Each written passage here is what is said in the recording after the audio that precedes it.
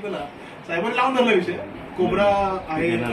आपण जे संघटनेनं चॉईस केलं होतं ते आपण गृह खात्याला पाठवलं, त्यानंतर रिजेक्ट केला.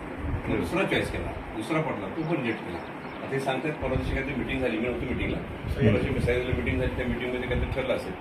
आपण काय गृह खाते मंत्री आहेत, त्यांनी सांगितलं हे घेऊन टाका म्हणतात, आम्ही काय आम्हाला काय घ्यायला, त्या अपेक्षा कमी जास्त होऊन जाईल, पण ते चांगला मिळेल. आणि मी आलो त्यावेळेला आल्या मी पहिला कपडा ड्रेस शिवला त्यांना मी रेमंडचा शिवला. मी रेमंड कपडा घेतला, रेमंड म्हणलाय, रेमंड कपडे घ्या. मग फालतू कुठली गुजरू नका, भिवणीची म्हणजे उजवली, पण रेमंड शिवा, रेमंड कपडे शिवले. आता परवा आणखी त्यांना ती काठी, बॅटरी, टिफिन हे सगळं दिला चांगलं पाहिजे.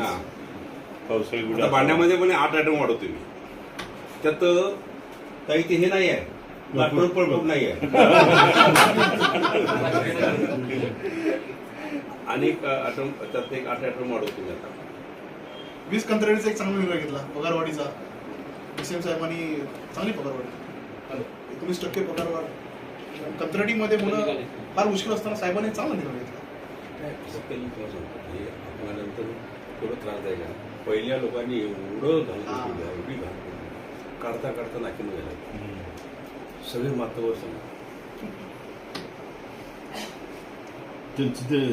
टाटा 2017 पासून आहे स्वच्छता मंडळामध्ये. संभाजीरावांच्या वेळ होतो,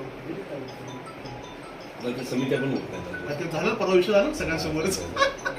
अनिल रावाने विचारला, दादानी आमच्याकडून प्रस्ताव गेले, सगळे गेले ना. माझे डिपार्टमेंटली प्रस्ताव सगळ्यांनी फाईल पाठवल्या त्याची. पण सुरक्षा रक्षण मंडळामध्ये जे निर्णय घेतला साहेब पॉझिटिव्ह घेतला. पगारवाढीचा विषय आता मी सगळ्या डिपार्टमेंटचे 27 काल साहित्य 2011 साली काय होतं पगारवाढीचा मिनिमम वेज 11 साली होतं, 11 साली केलं ते मी आता केलं. आता प्रत्येक कामगाराचा 1000-1500 पगार तसं मोजायचंय का? बरं